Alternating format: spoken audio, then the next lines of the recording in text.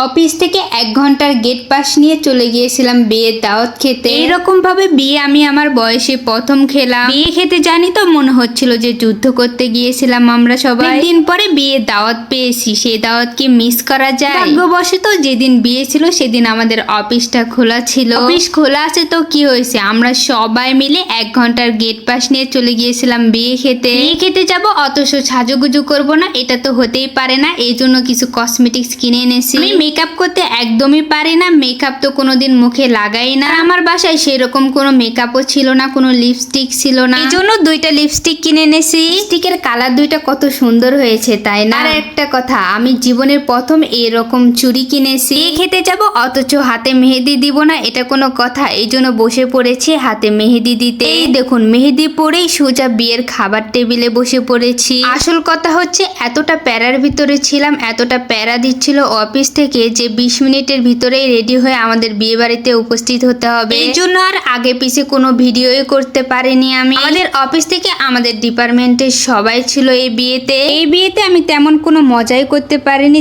তেমন কি আমি কোনো মজাই করতে পারিনি, এমন কি আমি খাবারটাও খেতে পারিনি। তাড়াহুড়া করে তো বিয়ে বাড়িতে পৌঁছেছি। বিয়ে বাড়িতে যাওয়ার পরে আমাদেরকে খাবার টেবিলেতে বসানো হয়েছে। আবার শুনি এখানে নাকি কারেন্ট নেই, জেনারেটরে কোনো সিস্টেমই করেনি। আমি তো আরো বেশি ভয় পাচ্ছিলাম, কারণ আমি পরেছিলাম জর্জেট জামা, তারপরে হিজাব পরেছি। এত পরিমাণে গরম লাগতেছিল, প্রচুর পরিমাণে গরম থাকায় আমি শান্তি মতো খেতেও পারিনি। যাই হোক, সেসব বড় বিষয় না, খেতে পারিনি তো কি হয়েছে, তার বিয়েতে যে অ্যাটেন্ড করতে পেরেছি এটাই অনেক। খাওয়া দাওয়া শেষে এখানে আমি পান খাচ্ছিলাম। বিয়েতে যাবো আর পান খাবো না, এটা তো হতেই পারে না।